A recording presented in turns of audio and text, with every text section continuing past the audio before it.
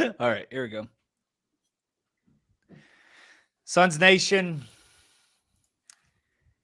thank you so much for joining the show, the post game show. One final post game show here with the Valley Boys. Want to thank you all for watching a long season. Get ready, boys. The sweep is here. Cancun is here. Let's talk about it. Kevin Durant delivers. Gorgeous move from Bradley Beal. Personally, I feel like that brother needed help. Devin Booker with the clutch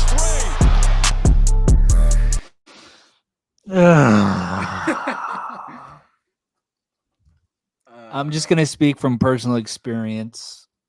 I'm just tired of losing. Just tired of losing. For those that don't know, I'm a Cowboys fan as well. And my Cowboys team, failed to win a playoff game as well. And basketball is a little bit different because you expect, it's the best of 7 series. So you expect your team to at least get a game or two. The sweep is humiliation.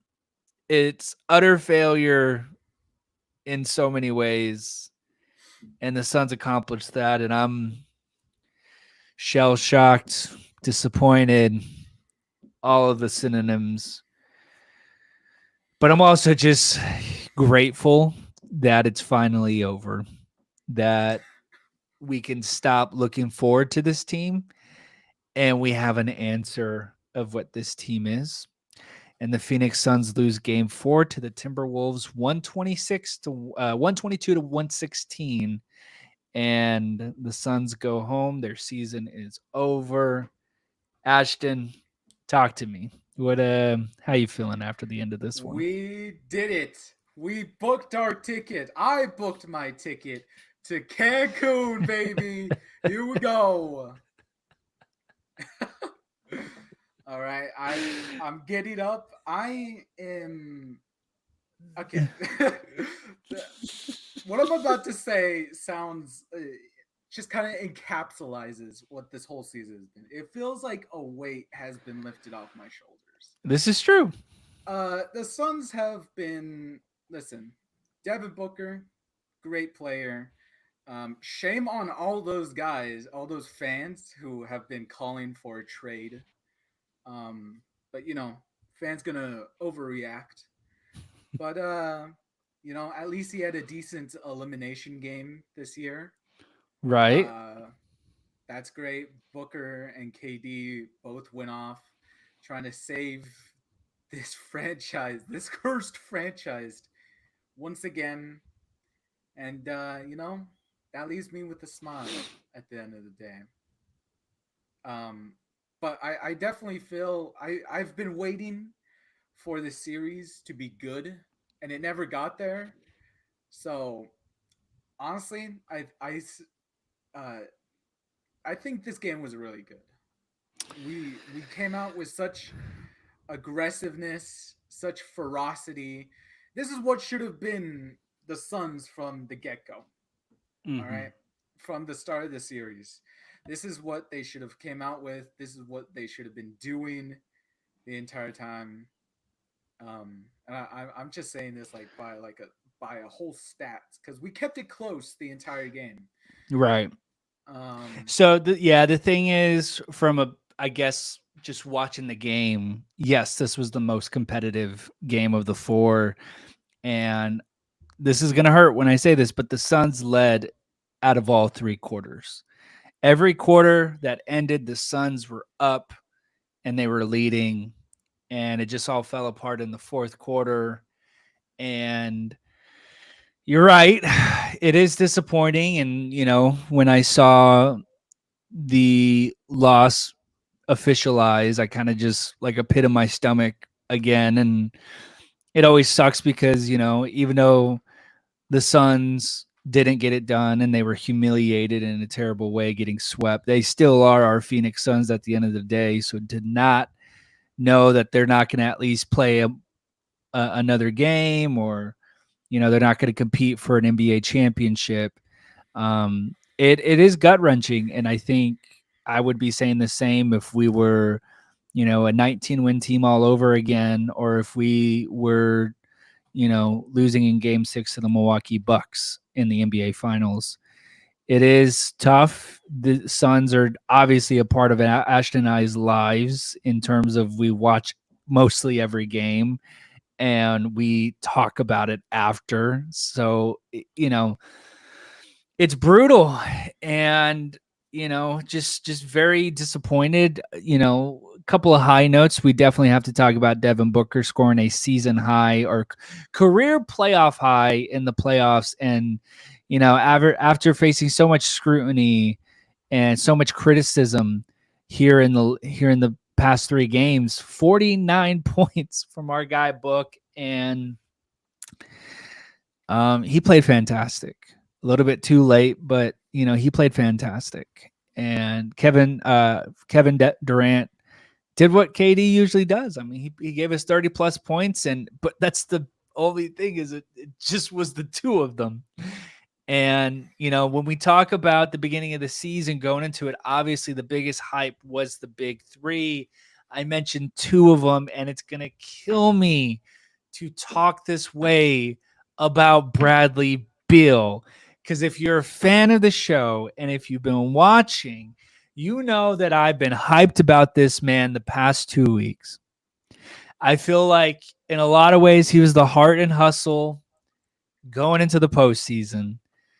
But what a gut punch, an awful, abysmal, historically terrible playoff performance by Bradley Beal. Ashton, what are your thoughts on our guy, Brad? It's definitely concerning. And, those freaking pan shots they were showing at the end of the broadcast of just Beal in his feelings on the bench. It sucks because he's outside of being a basketball person. He's really great, a great guy. Right. But he laid an egg tonight, to put it simply. Yeah. Fouled out, 6 turnovers, 9 points. It hurts. What's terrible too is, after game 2, he talks about we have to respond. After game 3, he says, I'll never be, basically I'll go down swinging. I've never been swept in my life, and I'll be damned if it happened. That was his quote.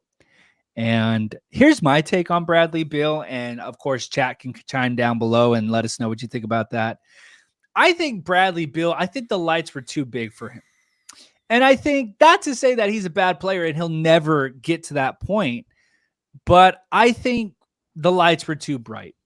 And Bradley Beal is not accustomed to being in these elimination games, these big moments where everything is riding on you. And it was an implosion.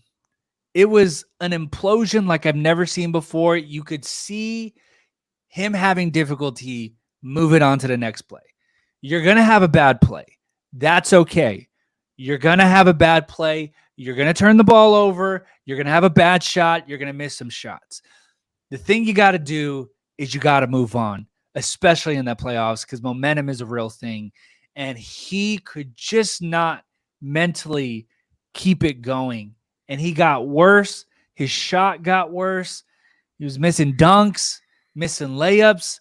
It was just really a true implosion of a player that I've ever seen in a playoff moment. And, we've seen some terrible things as Phoenix Suns fans in the past few years, and that was one for the ages. And it hurts because I think Bill has been fantastic for this team in the past 2 weeks. But, man, it was sad to see. It was sad to see a guy like him just go out like that. Just cut to the chase. But here we go. I got some comments here. A lot of people joining into the live show. So shout out to each and every one of you, whether you're a Suns fan or you're here to gloat. Totally cool with that. Baxter says, I am so sad. Daniel Garcia says, Anthony Edward, Devin Booker father. We will talk about that. We definitely have to give our kudos to Anthony Edwards. He had a fantastic game tonight and is the real deal. Trent says, and referring to Bradley Beal, I'm assuming, he says he was frustrated from the first quarter. He let his emotions get the best of him, and he was straight beep the whole game. Another comment says the Suns got Bradley Beal for more scoring, and you're right.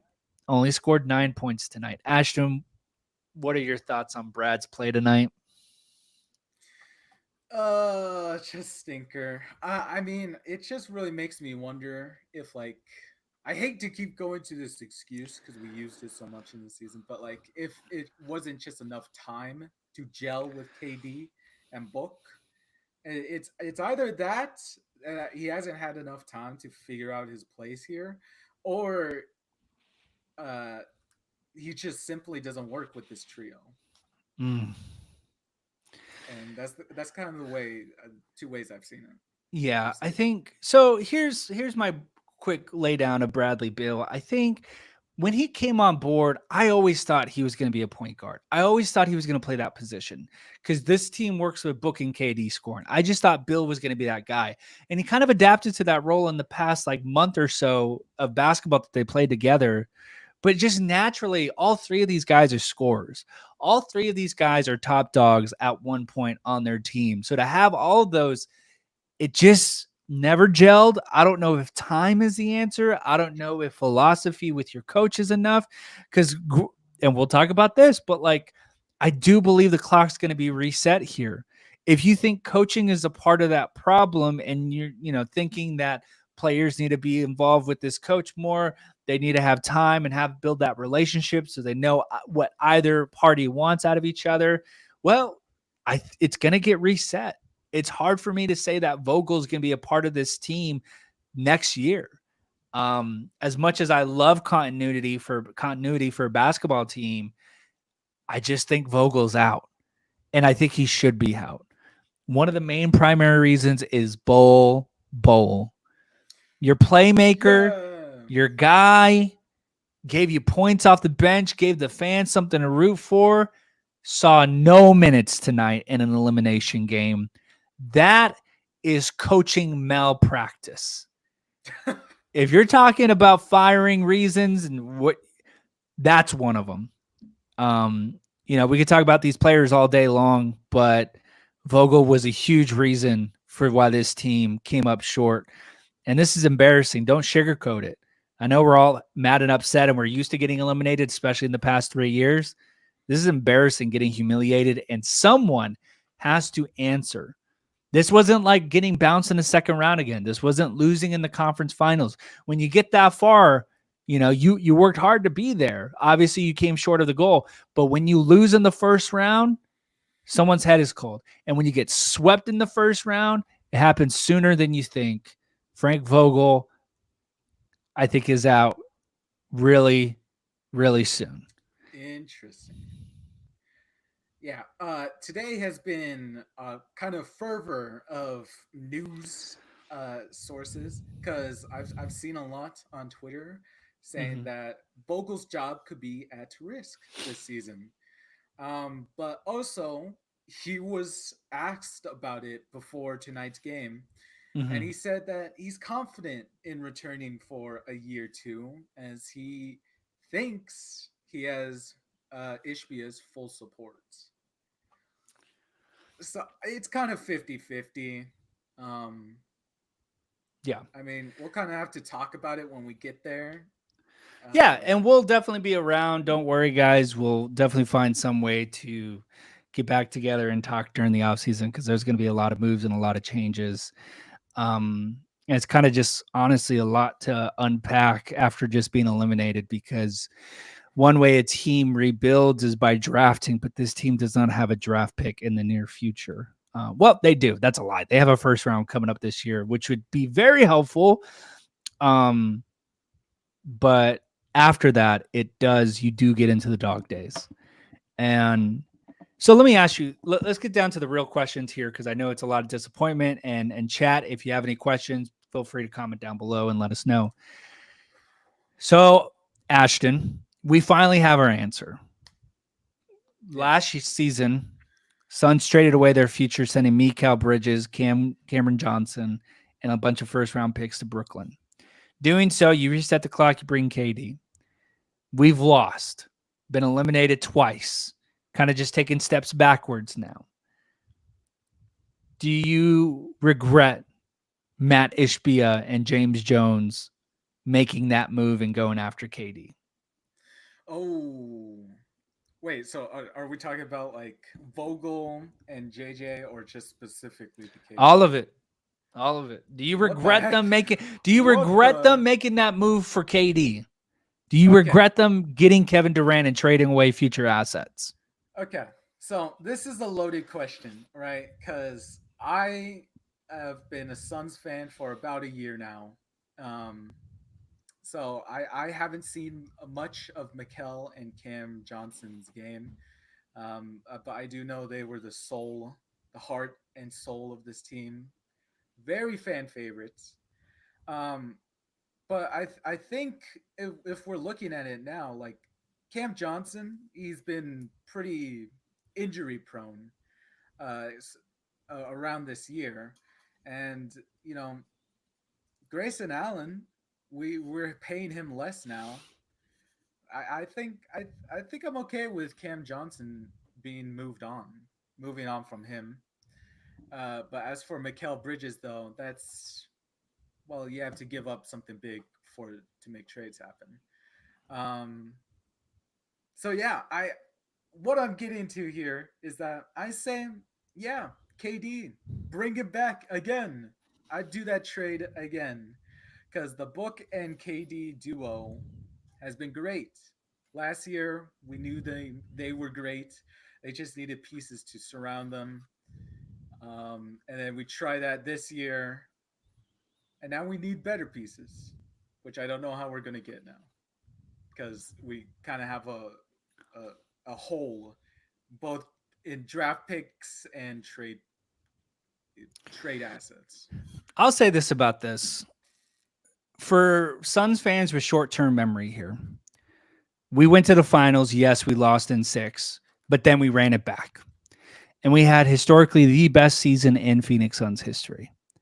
But we lost in the second round, Game 7. Luka Doncic and the Dallas Mavericks completely killed us, obliterated us, and killed that team.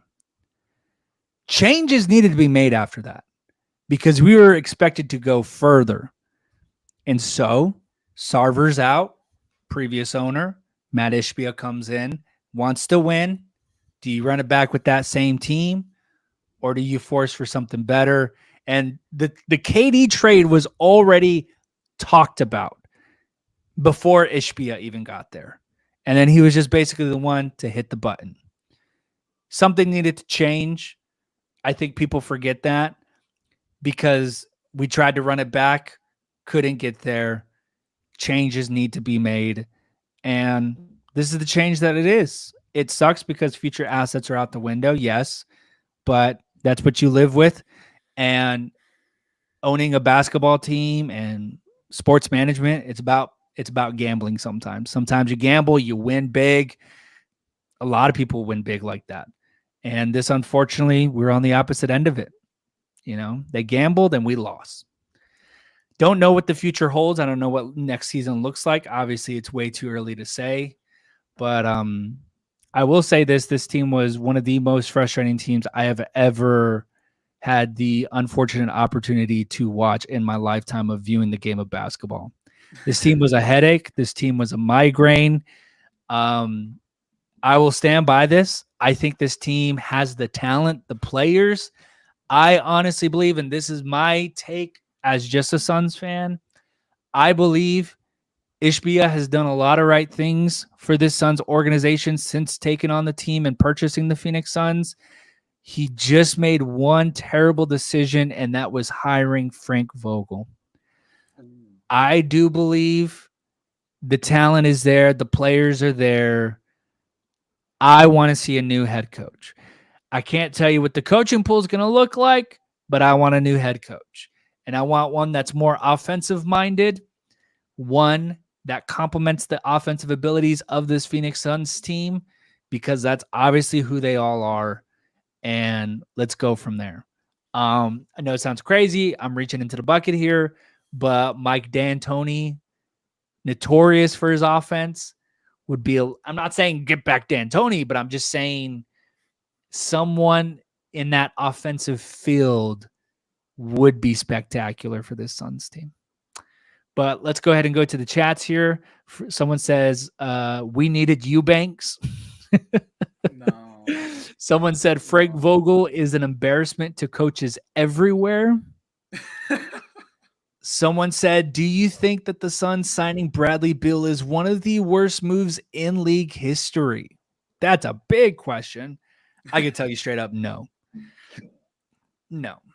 Bradley Beal is fine. He had a terrible performance tonight, but he's not a bad player. He had an awful performance tonight, but no, his contract's crazy though. $50 million is crazy, but it's not one of the worst. There's been a worse, in my opinion. Yeah, honestly, if we're playing the whole hypothetical game, I kind of wish that we didn't go for Beal and instead got James Harden. That sounds like it would have worked much more faster for the Suns. It's tough, because money plays a lot into it, and Chris Paul's contract, Landry Shaman's contract, and the equivalent of what, the Wizards were looking to get Beal out of there. Suns were looking to move on from Chris Paul. And if people are mad about the Beal trade, I mean, it's better than having Chris Paul back on the team, because that's your other alternative. That's the only offer that was there last offseason. The Washington Wizards were the only team that were willing to say, okay, we'll give you Bradley Beal. You guys take on the contract. We'll take these guys off, because the Suns want to change. And I could tell you right now, Bradley Beal with the Suns would have been so much better than Chris Paul running it back with the Phoenix Suns. You don't believe me? Look at how Chris Paul's season went with the Golden State Warriors. But that's a whole different discussion for another day. But yeah, Phoenix Suns get eliminated. This is it. And I can already tell you, this is where I kind of lay back and casually watch the NBA playoffs now and just kind of see who, I'll probably, watch the finals. Join me in Cancun. Yeah, this is it's disappointing, but I think we're kind of used to this feeling, and I got to give it to our guys tonight. They did play with effort. I think that's the thing that Phoenix Suns fans can all agree on, is obviously we want you to win. Obviously we want you to win it all. But the thing that Phoenix Suns fans respect is tough basketball, heart, hustle. That's why Steve Nash is untouchable in Phoenix, even though he did spend a year or two in Los Angeles as a Laker. Steve Nash never won a championship, but he had heart. He had hustle, never gave up. Phoenix Suns fans, they cling on to that. That's why we love Devin Booker. And I could tell you, we're obviously very disappointed with being swept, but I will tip my hat to their effort tonight. They gave it their all. Devin and Kevin gave it their all. And the stats show up. Book laid down a new career high in the postseason, gets to put away the elimination memes away for at least another season. And that's all I'll say. And another comment comes in, says, KD and Devin Booker do not deserve this. KD and Book can't win with these cats. Which is tough, because I feel like the Phoenix Suns made a really good effort to surround them with talent. And, I will, as we come a little bit towards the end of this, I do want to remind everyone what Charles Barkley said. We talked about it on the show before, but Charles Barkley said a couple of weeks ago, when asked about the Phoenix Suns and having it click for them, this guy's a prophet. Charles is a prophet of God. Because he literally said, no, they're not going to figure it out. They don't have mental toughness. The leaders are not leading. You're not going to turn it on this late in the season. They're weak mentally, and it's not going to go good for them. They're just really soft. The players have not led. If you talk about a prophecy and someone speaking into the future, Charles Barkley literally did that. It's a little bit creepy how he knew that.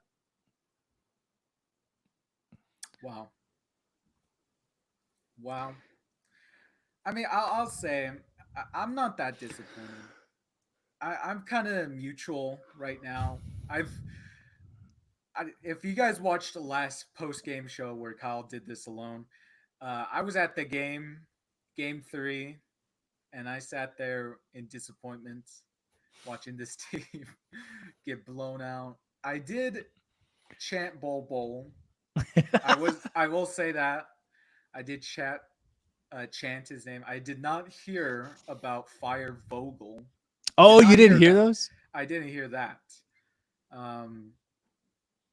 But yeah, I after that night, I was already in acceptance.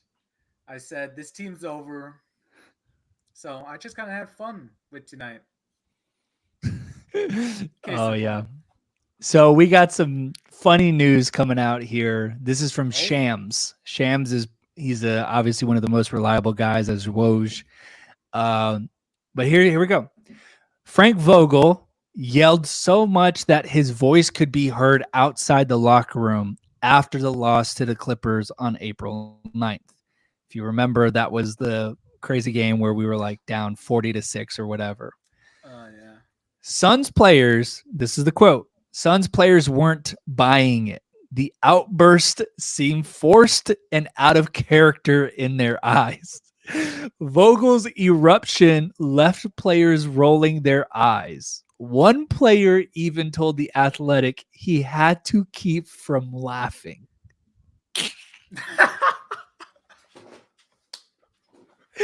That man is a dead man walking if I've ever seen one. Everyone that said that he had lost the locker room, you're completely right. I don't see how this guy is the coach after tomorrow. That's crazy. Wow. Who do you think laughed? Let's take a pick at who do you think laughed? Okay, wait. So one player had to do everything to keep from laughing.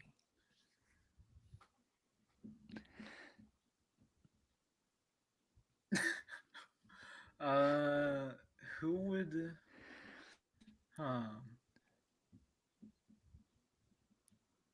I would say my go-to, the person that I think most likely did it, was Bradley.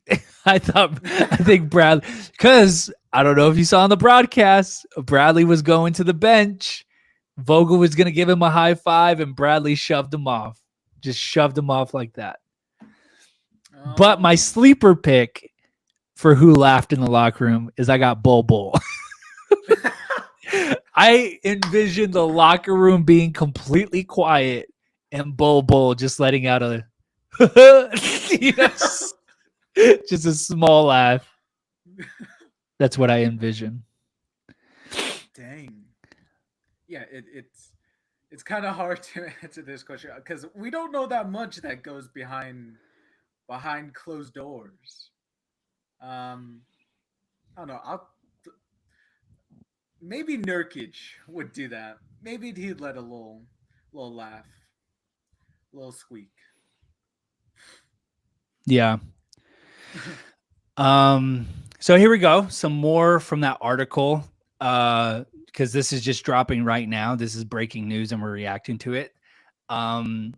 Meanwhile, Durant, among the best scorers in NBA history, was not always happy with how he was used. Sources briefed on the matter told The Athletic that Durant never felt comfortable with his role in Phoenix's offense alongside Booker and Beal this season. Those sources said Durant had persistent issues with the offense, feeling that he was being relegated to the corner far too often and not having the proper designs to play to his strengths as the offense was built around pick and rolls. At the same time, some teammates and people close to the organization believed Durant needed to voice his concerns more adamantly and directly with Vogel and his coaching staff. That is official. That is actually word from the article. Oh, no. So okay. I can also tell you that this is kind of the general feeling that we've had about, we felt that Kevin Durant was kind of pushed into the corner as a shooter. So we don't disagree with that. And I definitely feel like Kevin was underutilized in some games this year.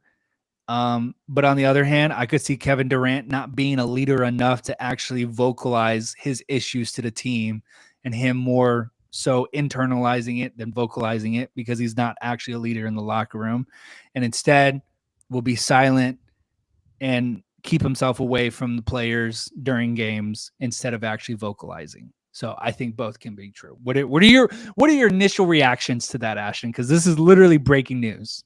I am actually quite shocked. How did none of this get out before? What? That's crazy. Okay.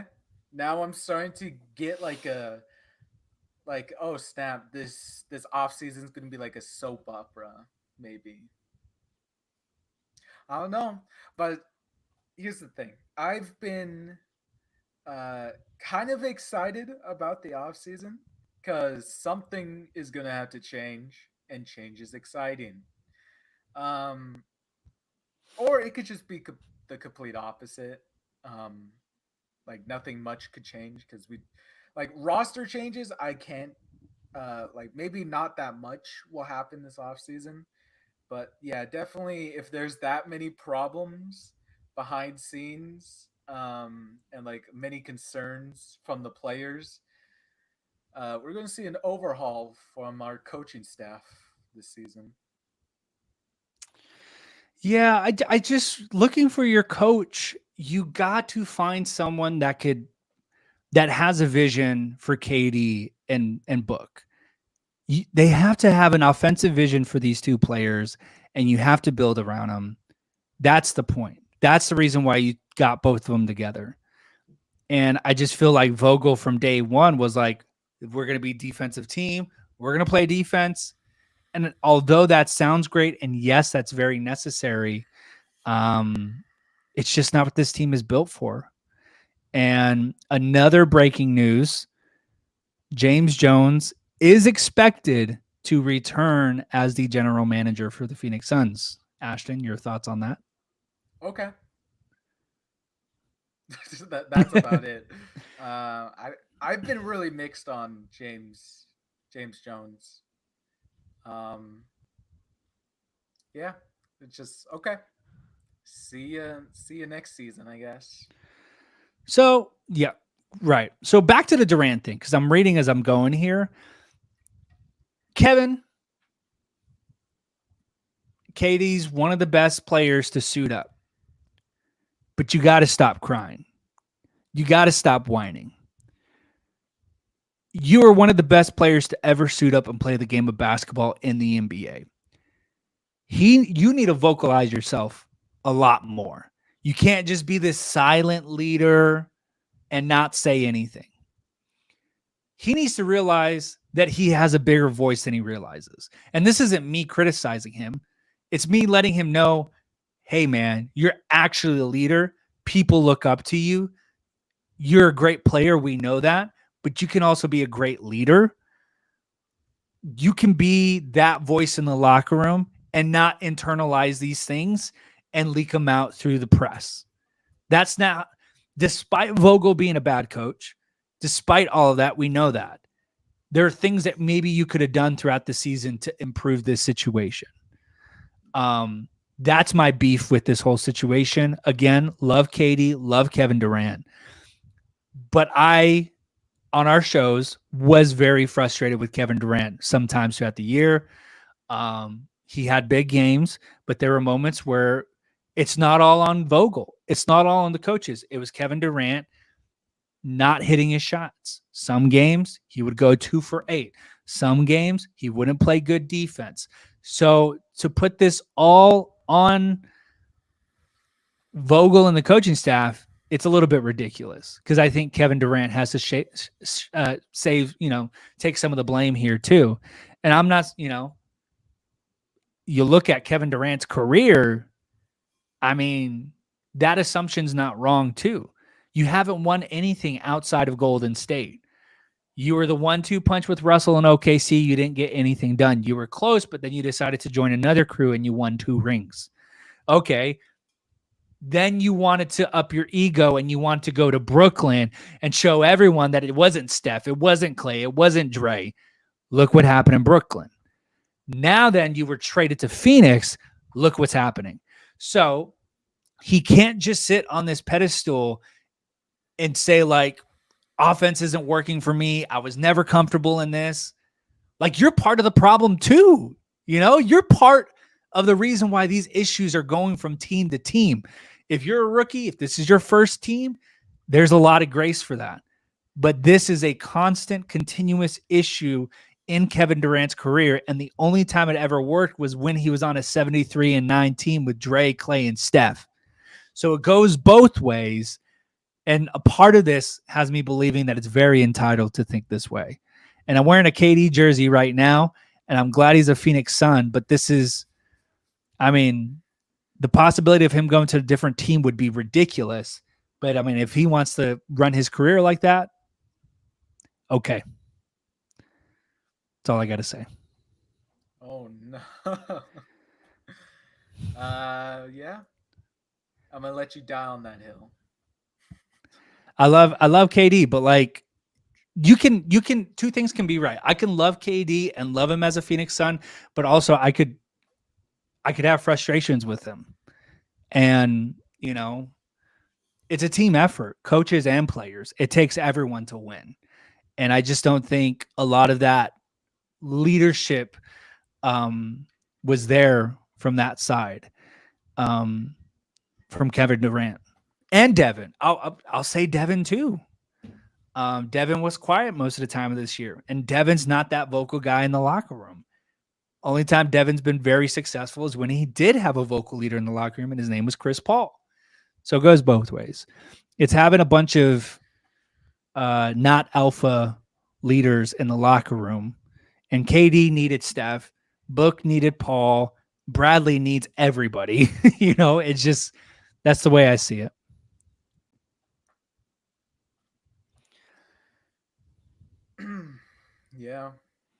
Yeah. Man. What's crazy is this was released so quick after the game. Man, they had that locked and loaded. That's what I'm saying. Like, why didn't we hear about this sooner? Yeah, that's crazy. But it kind of just makes sense because the Suns just got swept. So it's just, Yeah, I guess you still have to work like a team. Okay, yeah. Now I see why is held back. Mm-hmm. You don't want to be saying these things and then still have to like show up on Sunday as co-workers. That's crazy. That is crazy. Yeah. And now the Suns now enter the summer planning to build around their top 6 players. Right now you got Booker, Durant, Beal, Allen, Nurkic, and Royce O'Neal. It's kind of your roster right now. Well, we didn't re-sign Royce, right? No. He's still up. Yes. Yes. You're right. We need Bol back. That's what we need. Yeah, definitely. That's the first thing that I'm using. I'm bringing Bol back if he wants to be back. And I think he has to be that 6th guy. That 6th guy. I would think he has the potential to be that. But yeah, it's a lot to take in. But I think that's all I got to say before we dip out of here. Another disappointing exit in the playoffs, and